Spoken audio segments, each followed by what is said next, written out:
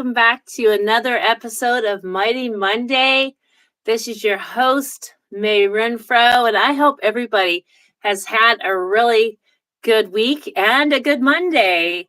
And so, tonight on Mighty Monday, I have my guest, Phyllis Mantelli, on with me, and we're going to be talking about maybe kind of some hard subject things that she's gone through in life, but mother and daughter wound of growing up with a dysfunctional mom in her home, and but I think this is really going to be an encouragement to others and help, from whatever you might have gone through in life. And so just welcome Phyllis tonight.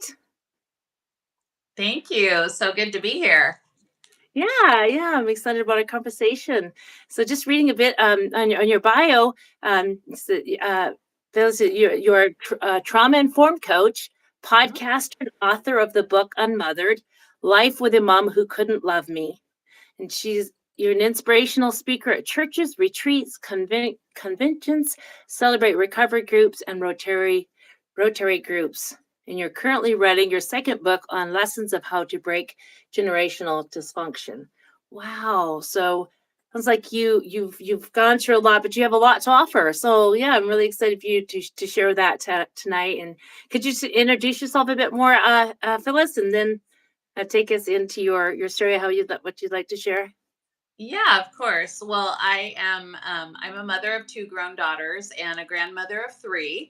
So I have actually been a witness to breaking generational dysfunction. So that has been the biggest joy of my life. But I'll just go into my story of how this all started. So when I was growing up, I had a mom who was alcoholic, suspected bipolar. She had narcissistic qualities, just pretty much all the way around. As I look at her now and some of the studies that I've done, she was emotionally immature.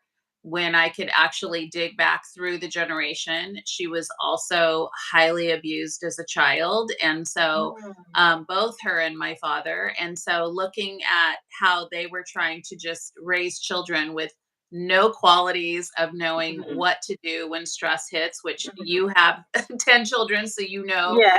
stress Oh, yes. hits. And and also what ends up happening is you pull from the baggage of your own past when you start parenting. So my mom just pulled from anything that she knew that was already bad and then threw it into that. And the way to calm herself down was through drinking, but she never drank at home. She always went to the bars.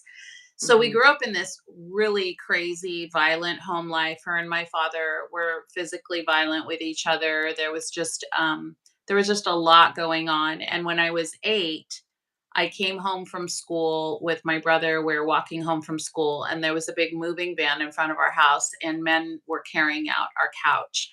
And as I walked in, I was like, "What is going on?" My house was empty. And she said, "We have to go." The long and short of it was she kidnapped us from my dad, who was a long distance truck driver. So he was gone that week. She had been having an affair with another man at one of the bars, and she got pregnant. And this is in 1965. So you have to remember this was pre any kind of computers, almost not everybody. We never owned a phone, so we didn't even have a phone. Not everyone had a TV in their home. Like nobody had cell phone. Like there was nothing really to Yeah. track Yeah. anything. Yeah. So when Yeah. my Wow. dad came home, he came home to an empty house and no family. And that's kind of where my story starts in the book, of just being raised in this Okay. trauma Wow. filled, like she pulled us out Mhm. of what we Mhm. knew. And that's Yeah. how we started this whole thing. So Wow. Wow. How hard that would be from just, what you knew, just your home just suddenly changed, even if it wasn't maybe the best up to that point, at least maybe right. it was stable. Like, you know, what you knew Yeah. like to be normal. And then could Yeah. you kind of take And us from then there from there, then? it was like every relationship she had was abusive. So that's all I saw growing up. And so I learned really bad habits about how to Hello. Yeah. hello, how to really have a healthy relationship with men Mhm. and, any future husband or anything like that. I just didn't know how to do anything. And so it took me a long time to realize that the things that I was doing was just copycatting off of what she had raised us in, and we create these false narratives that we grow up thinking are normal and that are truth, and which they aren't. And so Mhm. it's learning how to break off those truth narratives. If you've grown up in Mhm. dysfunction, you have to like change the sequences in your body and in your brain to realize that you're going to have to change everything that you've learned because that's not the healthy way. And so through different trials and errors, and as I was growing up, I clung to somebody to love. And so I got married at 25 and it was not good. And then Mhm. we ended up having a child that got congenital heart disease. And so we went through open heart surgery with our son when he was 3 days old. Wow. And by the end of 2 weeks, he was not going to make it. And so my husband then was like, "Well, you've gone through all this hard stuff. I'm going to let you make the decision to take him off life support." And so it was another like trauma moment for me of like no one was there to hold me and to let me be weak in that moment. It was like I was always the one that had to be strong, that had to keep going, that Mhm. had to be tough. And so I always say that my son's passing was my biggest trauma and my biggest blessing, because it was at that moment that I knew I needed to change everything I was doing in my life. And so I did leave that marriage because it wasn't good even before we gotten pregnant with this child. And I didn't know it at the time, but it was like I always heard God's voice, and I had been raised a Catholic as a child, but very loosely. But I always say I'm really grateful that my mom gave me some kind of faith base. And so Okay. I always heard like this tender voice inside of me, and I didn't really know what that was. But when I listened to it, like there was good things that happened. And so little by little, I kept following that voice. And by the time I was 35, I was remarried. I was pregnant with our second child, and I decided I wanted to go back to a church, but I didn't want it to be the Catholic Church. I just wanted a different kind of experience. And so a friend told me about this non-denominational church, and I walked in there and I just felt like I was home. And so that Mm. changed everything at 35. I became a Christian, Yeah. and it was like then I Oh, realized voice was like the Holy Spirit was yeah. always guiding me. So I feel like Yeah. Oh, something wow. to let people know is that you don't have to be raised in the church to know that God is near. Like he still loves all Yeah. of us. Yeah. So if you listen to that tender voice and really follow a good path, then he's going to lead you in a different journey. And so I know that a lot of the things I went through, it's like my hard story is my message. And so I really believe like sometimes not that he wants bad things to happen to people, but I believe that he doesn't waste anything. And so he knew that Mhm. because of the strength that I have, the inner strength, he knew if I just follow his path, he's like, someday you're going to be able to help other people through these experiences that you've had. And so that's what gave me the bravery to like start thinking about writing this book. I started telling my story in small groups, and women were like, "Oh my gosh, you went through all this stuff. Like, you should write a book." Mhm. And I was like, Mhm. "No, nobody's going to want to read that. It's so hard and it's so Mhm. crazy." And I always thought I was the only one. And then I realized that there's so many women that have a mother-daughter wound that have grown up with not mom showing them how to do all the things that moms are Mhm. supposed to teach you to do. Yeah. And so where Yeah. do you go when that happens? And so there was a Mhm. need for that. And so writing this book has been like a life changer for me because it's led me into coaching and different things to be able to Oh, yeah. create a community for women and let them know they're not the only ones. And we have like 104 women in a Um, private Facebook group right now mhm. that all have gone through the same kind of mother wound. Mhm. Oh, wow. Isn't that neat? Through your story and what God's done, and now there's a lot others can relate to your story, and you're able to be there for them and let them know that they're not alone. Yeah. Yeah. And also getting through to a place, I think what happens a lot of times is that women get stuck and think that this is all that they're deserving of. And Mhm. so Mhm. we end up in the same kind of patterns because we just don't know that we even deserve something better. And Mhm. so that's something that I'm really passionate about, of like, with my mom. So I told you before we came live, is I ended up, and this is a total God thing, is when I had my first daughter, my mother broke her hip and she was so drunk that she couldn't tell anyone any information for the whole night. And then they also couldn't give her medication. So she Mhm. screamed the whole night long. And finally, when she was coherent enough, out of three kids, she, of course, gave them my number. And I Mhm. hadn't my mother for a while. My mom became homeless at one point. Like, it had just been this long journey with her. And Wow. so they called me out of the blue, and I hadn't really talked to her, I think, in like over a year. And they said, your mom needs you. She broke her hip. She's here. She's going to need surgery. And God brought me back to this place of taking care of my mother for the next 16 years while I was raising my girls. And so I had to learn how to set boundaries with her because she was very needy, and everything was about her, and everything was an emergency, and I needed to run to her right away and drop everything I was doing, and she had no concern for my family.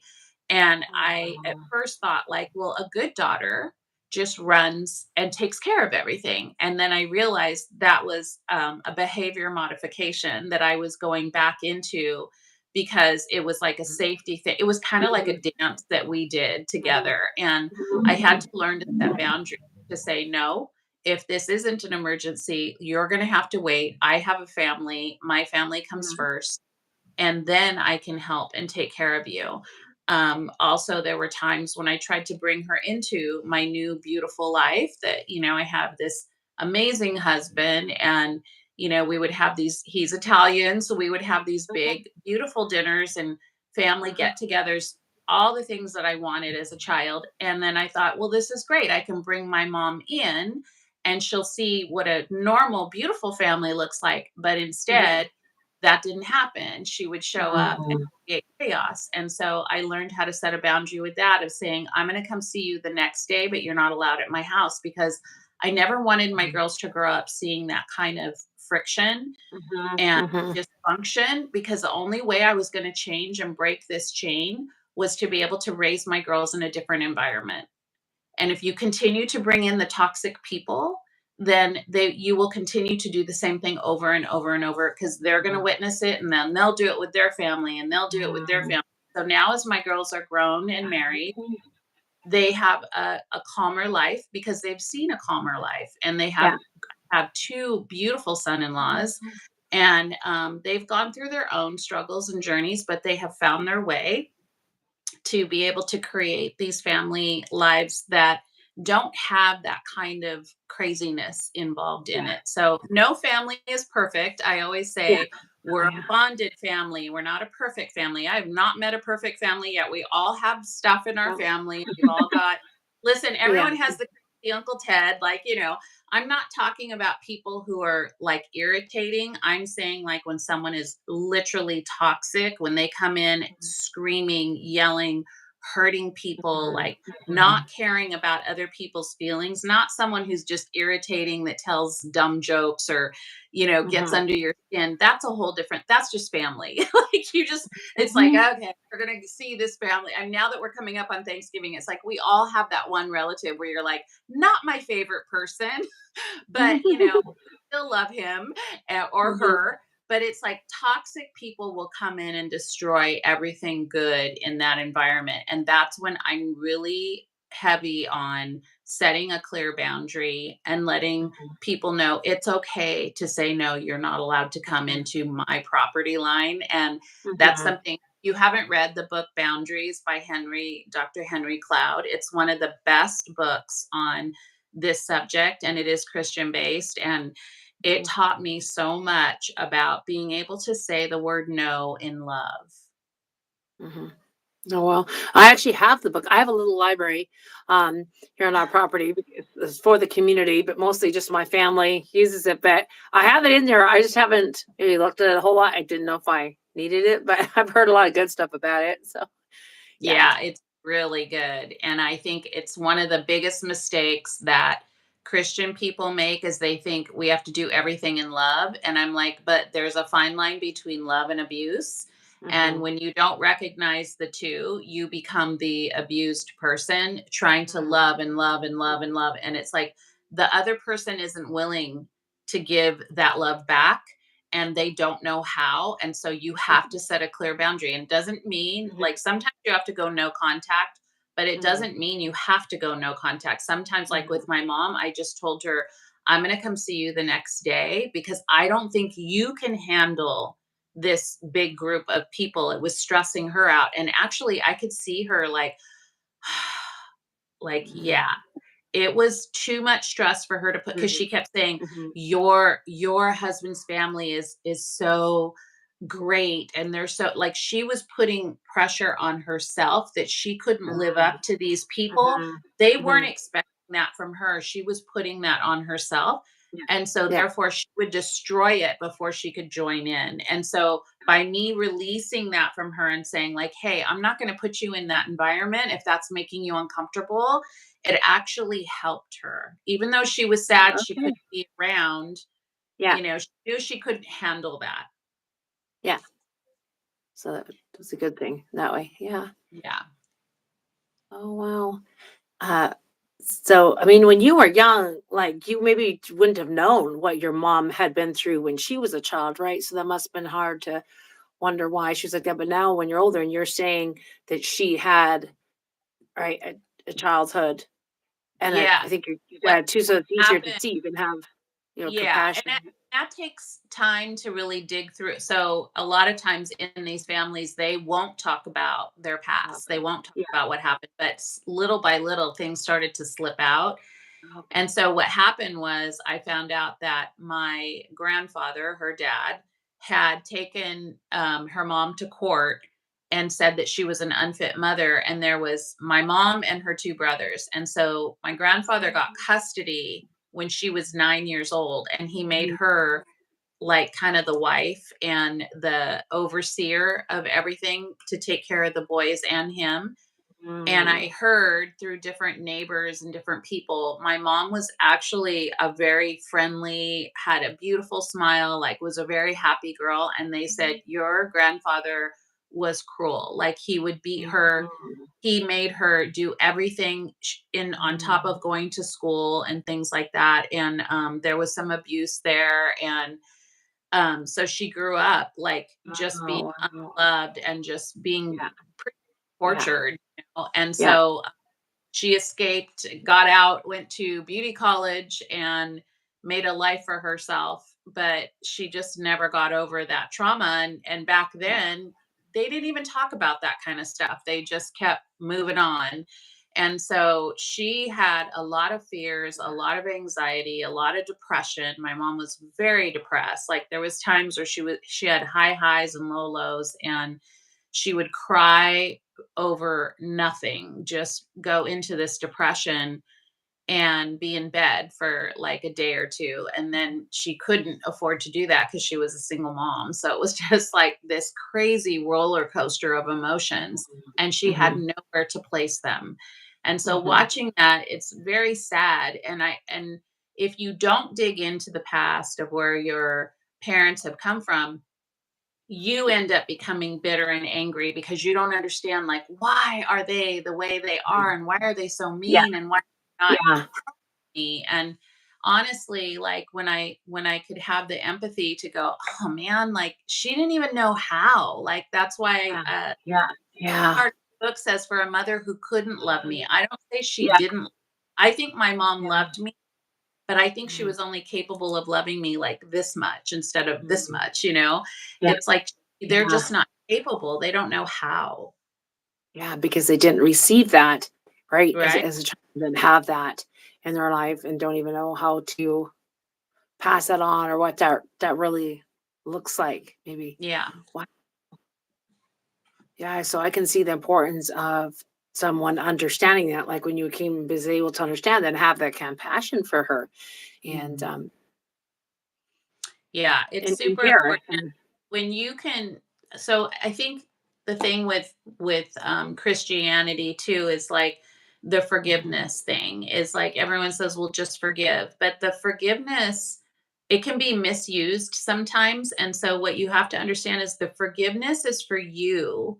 It's for you to open your heart, mhm, because mhm, you may never receive that forgiveness from somebody else. Like when people say mhm, forgive, it's like they want both parties to come together and be like, well, if you forgive them, their heart's going to open up and they're going to forgive you and it's going to be beautiful and kumbaya. It's all going to be good. And it's like, it's not like that.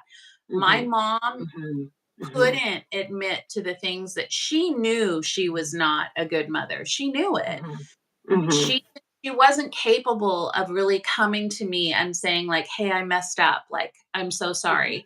I've had to do that with my girls for some things because I had trauma in my life until, I started really studying and learn. I'm like, Yeah. "Oh man, I put so much fear in you guys. I did these things." I had to go back to them as adults and say, "Hey, you know what? I did that wrong. I'm so sorry." And not try to defend it and be like, Oh, "I'm your yeah, mom and you have to listen to me and blah blah blah." yeah, It's yeah. like, no, the forgiveness comes so that you can open your heart to be a better person, to be a more open person, to let go of the bitterness and the anger, regardless if they come at you or not with the forgiveness back. You may never get that from them, but you can look at their past and the things they've gone through and go, you know what? I'm going to forgive that. That doesn't mean I Mhm, forget it. Doesn't mean it mhm, didn't happen. I'm not minimizing what has happened. That has mhm, definitely happened, and you have a right to grieve that and mourn that, because it's never fair when you don't get raised by a mom that in the way that you should be raised, or a dad. mhm, Like, that's not a good thing, and you have to really recognize that to know, hey, that's something I need to deal with on my own.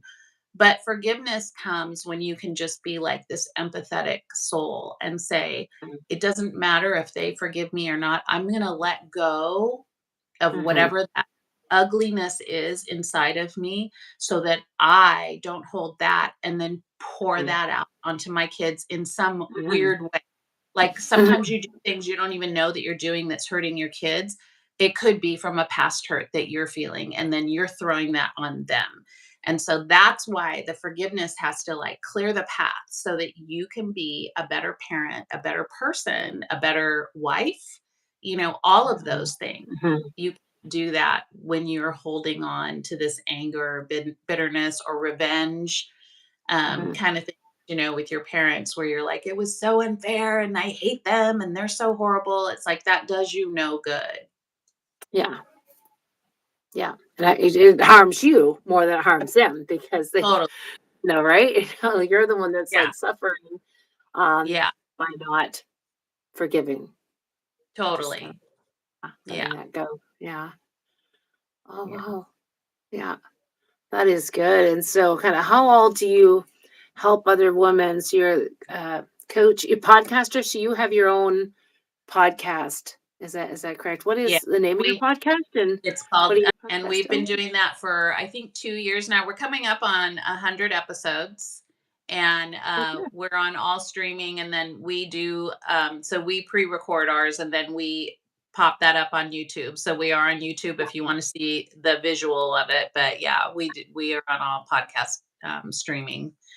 And then I do a 6-week coaching course called Patience and Grace, and you can find that on my website. It's under phyllismantelli.com. Everything is on there. You can find all streaming things on there. I have all my social media handles and things. But that course that I do is a 6-week course, and it does walk through the different things to break that mother daughter wound and teach you how to do some patterns differently so that you can create the life that you deserve and Yeah, desire, the one that God wants for you. And yeah. and just release some of the things that you have had in the past that have been hurtful. And Yeah. most of these women, like a lot of these women, are still dealing with moms that are really Mhm. difficult, and they get stuck in these places. Mhm. And we listen to these truth narratives that the moms will come back to these like sayings and things to their kids because they know it will hurt them. And so Mhm. learning how to break free from that and just, like Mhm. again, set boundaries. And we have some of the lessons are like finding good mama mentors. So if you don't have a Oh, good, okay. can Yeah. find other good moms and learn from them. So I soaked in a lot of Christian women. When I started going to church, I was like, what does a good mom look like? Like, I don't even know what that looks like. And I'm raising these little girls. And so it was really great because I could then, watch them on, and not just in the church, but like out in the community. Cause I feel like sometimes people can be a certain way at church and then be some way, another way outside of church. So I Yeah. watch them in all settings, right? When you're at a party somewhere, when you're, social setting, that kind of thing.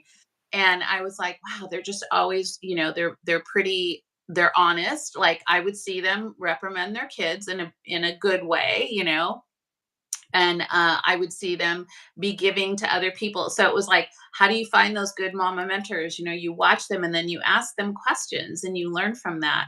And then there's leaving a legacy. What do you want your legacy to look like? Like my whole thing since I was just a young girl was I just want to be a good mom. And then it Mhm. was like, I want to leave a good legacy if I have and ever have grandchildren. And now I have three and hopefully more coming because my youngest Okay. daughter got married. So I'm like, Oh, come on. okay, good. Yeah. And so it's so beautiful. We just celebrated my granddaughter's fourth birthday this last week, and we went to Disneyland, and it was like to just watch, to be a part of that and think like, and Mhm. it kind of broke my heart, because it's like I think like my mom missed those times because Mhm. she was so wrapped up in her own head, Mhm. like she couldn't really Mhm. enjoy that. And so teaching people like, what do you want your legacy to look like? Like, I want my grandkids to know like their grandma was strong, she was fun, she was present, she was Mhm. loving, like you Mhm. want to think about your legacy even Mhm. when you're a young girl. Like, Mhm. what do you want Mhm. your future to look like?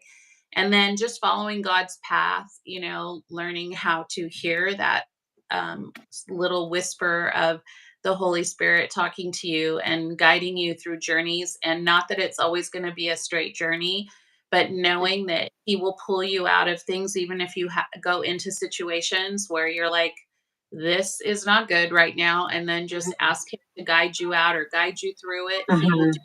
every time. And so Mhm. there's lessons and all of that, and just life lessons that I've learned, that I've raised my girls that way, and I've helped other women through, and it's really breaking free of just some of these truth narratives that we've Mhm. grown up with, and learning how to do things differently.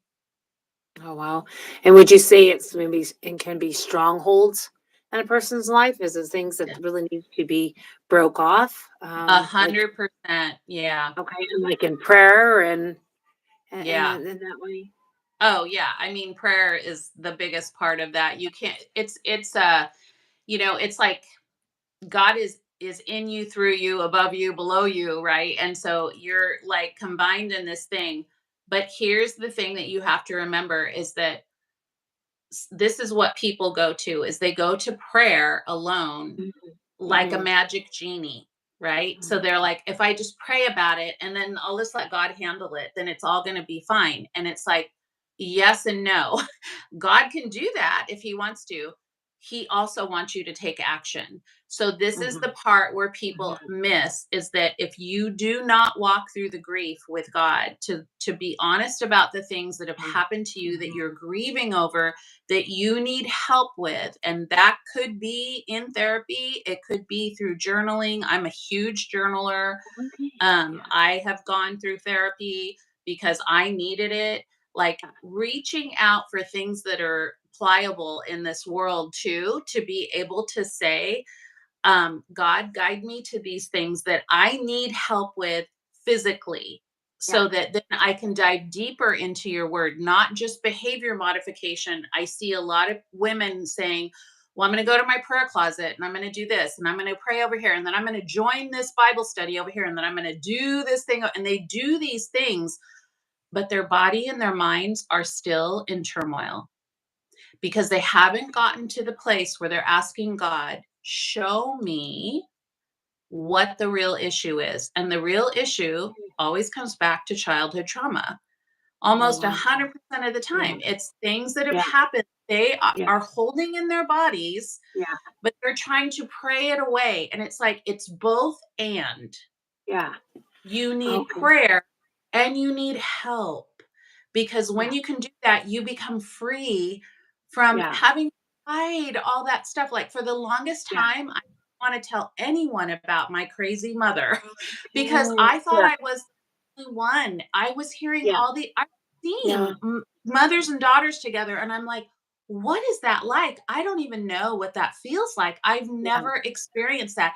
And then you feel isolated and you feel shame and fear. And this is where the enemy likes to come in and put shame and fear in you so that you don't talk about those things, but it's in you. It's in Yeah. your body. So until you pour it out through a trusted friend, through a pastor, through therapy, you have to talk it out. You have to write it out. You have to find the things Mhm. to start looking at what it was that was very hurtful, that has been hurting you for a long time. You ask God to guide you through that. He goes in the pit with you and then he will guide you out through actions. You can't just do it by being like, oh, I'm just going to sit in this, you know, Yeah. craziness of my life and do the same things that I'm doing and put Mhm. up with the same craziness that I'm putting up with. But also I'm going to pray over here and just ask for it to all just go away. It's like if it was that easy, we wouldn't have a lot of hurting people walking around. Everybody Mhm. would be healed instantly, right? We would just be Mhm. like, prayed it away, it's done. He doesn't Mhm. work like that. He's like, no, I need you to go deep. I need you to be Mhm. honest. I need you to ask for help because that is where you are your most viable person. Like, this is the thing that you have gone through, is what I can use in you to help others along the way. The more we start helping ourselves and telling our story and doing, it's like your hard story is your beautiful message. Mhm. It's your superpower. It's the thing. Like for me, it's the mother daughter wound. For someone else, it's some other subject, right? It could Mhm. be Mhm. depression. It could be whatever. It could be whatever Mhm. the story is. If you keep it as a secret inside and you think that you can just pray it away, Mhm. that isn't helping anyone else and it's not helping you. And it's not making you the full person that you are because you're living with this embarrassing, like, oh, there's this thing I can't Mhm. ever let anyone know about that. It's like, Mhm. no. Now, that doesn't mean that you go out and tell all of your stories to anybody. Mhm. You want to make sure that you're in a safe, trusted group. And when you're ready to share a story, because there's certain stories I won't share with the public because they don't need to know that.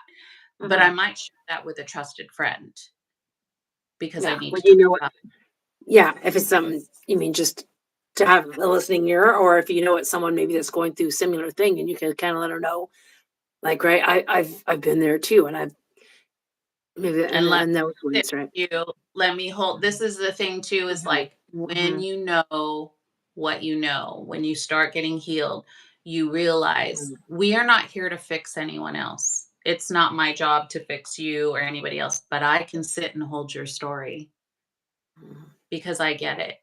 Mhm. I'm not gonna be afraid of it Mhm. because I've walked through some hard stories. Mhm. It may not be the same hard story as yours. People need to know that somebody else cares. And when you Mhm. can hold hearts well, that is where God is smiling and Yeah. going, yes, that is what I want you to do. When we become in our healing circle, then we can go out and start healing other people's hearts. And we are all on a healing journey. Not one of us is healed completely, where it's like, gave it to God, I'm healed completely. I never have to worry about that again. It's like, no, you can get triggered back to some things Yeah. from the past because that's who we are. We're human. We're not Jesus. Jesus is Jesus. And Yeah. so he's like, no, you are my hands and feet. I can't physically be there. I'm there in spirit. I can't physically be there, but I can take your story and you can sit with somebody else and you can be a holding heart for them. And so when we can do that, then that's when, it's like that whole integration of like, we can pray with them, we can sit with them, we can gently say, like, I understand that this hurt you, and I'm so sorry. Just those words right there. How many times have we not heard those from people that have hurt us? Mhm. So that's super important right there. That could just heal so much when you can say, like, I'm so sorry that that happened to you, because you're acknowledging that Mhm. hurt. So Mhm. that is something that we've learned in our trauma coaching, is that, you know, God really is using all of us to help others. And that is the place where he wants us to be, is to be his hands and feet and helping other people, because of the things that, we have become on this healing journey with. And so I Mhm. think that when we get to that place, it's like we're just like these people that God is using through our own hard stories, and showing other people that they don't have to be afraid that no one's going to understand. But again, you have to do that in a group or with a person that you feel safe with, because you Mhm. could actually hurt that person more if they share with somebody who doesn't get it, and then they say something hurtful on top Mhm. of what they're already feeling. So it's very Mhm. important, Oh, yes. a safe person, someone that's gentle, somebody that maybe has gone through something, like, if somebody sees or hears my story, they know that I'm not going to judge them on anything. I'm also Yeah. not going to have a quick answer to fix it for them. I'm going Yeah. to sit with them and say, tell me more. What's Yeah. going on? Like, I hear you. I'm here for you. Or Yeah. a pastor could do that, or a therapist could do that. And to me, it's like that's Jesus right there, because he's just Yeah. like, he's using us to be here to help. And then we can guide them to the verses that we love. We can Yeah. guide them to the Bible passages that have helped us.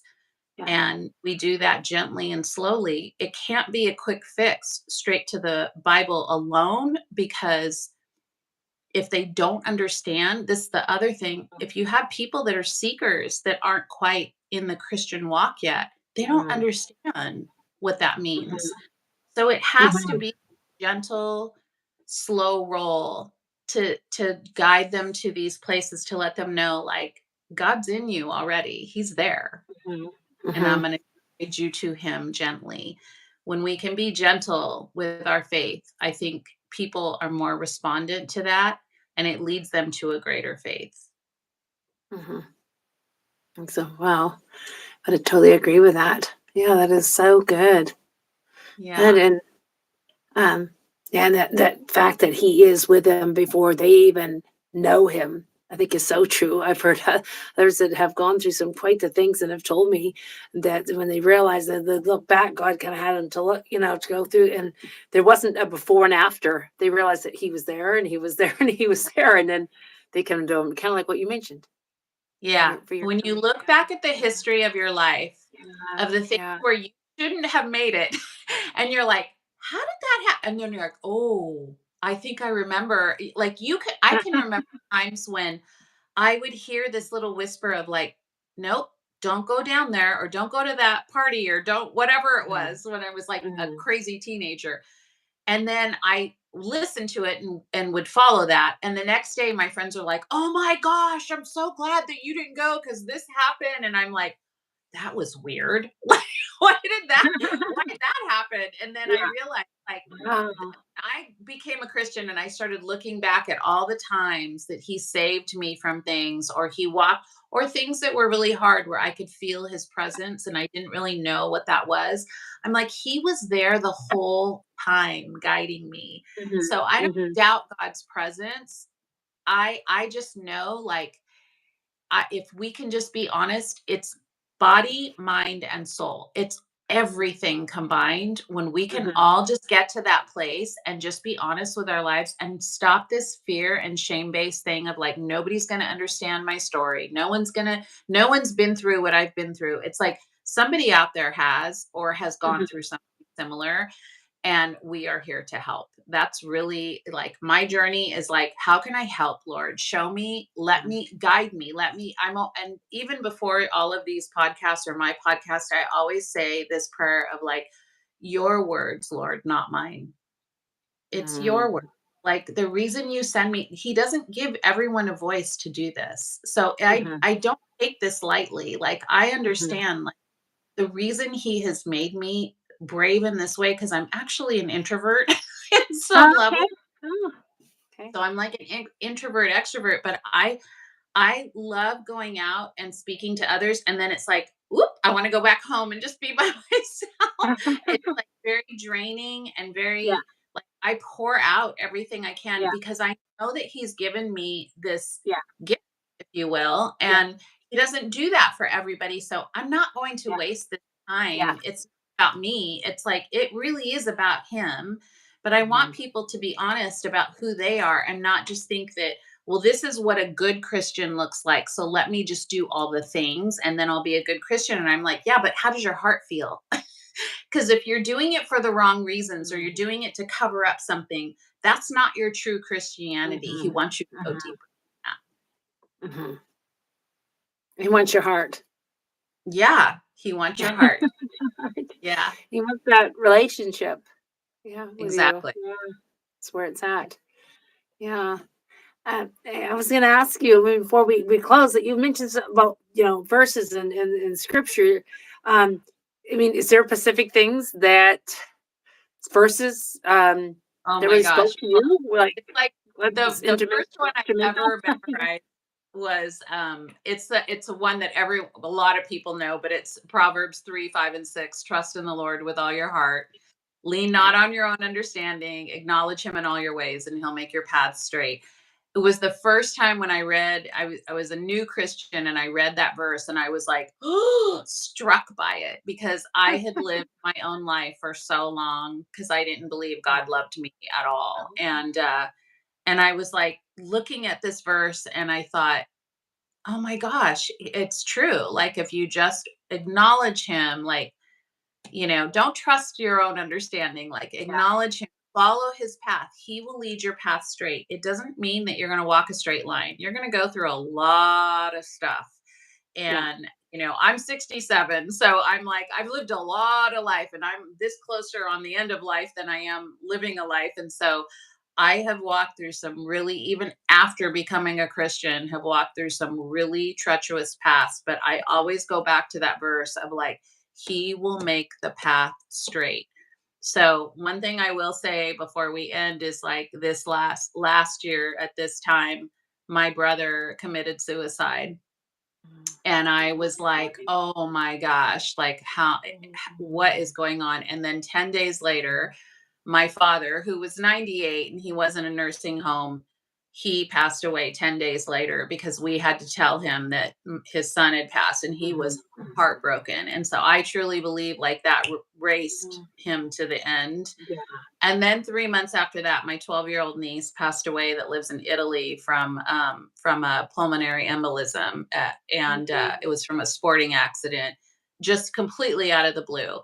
And I thought, "Lord, what are you doing? Like, this is crazy." So when I say he Mhm. will make your path straight, like, you have to understand, like, just because you say you're a Christian and you do all the right things, it doesn't mean you're gonna walk a straight path. It means he's gonna lead your path straight. So Mhm. I have dug into his word even more and just Mhm. into his heart even more and asked him to just guide me through this incredibly hard time, and he has redeemed some family members that were broken from long ago because we were all scared over Mhm. my brother suffered from a lot of things his whole life Mhm. and was Mhm. not a safe person, but I loved my brother too, and I was heartbroken when I got that call.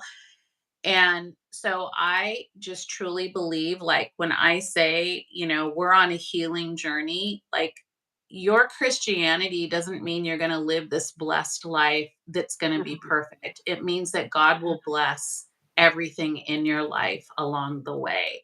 So I need you Mm. to know that you will still have hard things happen. But because I have a God that loves me and I love him, like, I just dig in deeper to him and he makes my path straight. He just keeps guiding me through the next thing. And Mhm. so Mhm. I have actually gotten a deeper empathy for suicide and grieving and loss in Okay. such Yeah. different ways because of that. Yeah. Can imagine. Wow. And like you're saying, God just it continues to make your path straight. So it's not that they've been easy, but He's Yeah. been your constant strength, your constant help, your refuge, Yeah. and He's my rock. yeah, your Yeah. rock. Yeah. That's amazing. Says, yeah, we'll go through things. He said he would we would. In John Mhm. 16:33, I quote that a lot on here for those that listen. That says, "In me you will have peace, but in this world you will have tribulation. But be of good cheer. I've overcome the world." And so, yeah, that he said that we would be going through things, but in Him we can have peace. And in Isaiah 26:3, when we keep our minds on Him, that He'll keep us in perfect peace. We have a role to play, like you've mentioned, and Yeah. but he's there. Yeah. Yeah. And Yeah. so that's good that you shared that, just because if people think that giving your life to Christ is an easy road, it's not, but you No. have your Heavenly Father Yeah. constantly with you that loves you, that is holding you, Yeah. that is keeping you in your mind and your body. And there's a verse that says that even though our outward it kind of is perishing, our outward might be going through some stuff, our inward is being renewed day by day. Yeah. By, So true. yeah. Yeah. Yeah. That's Yeah. beautiful.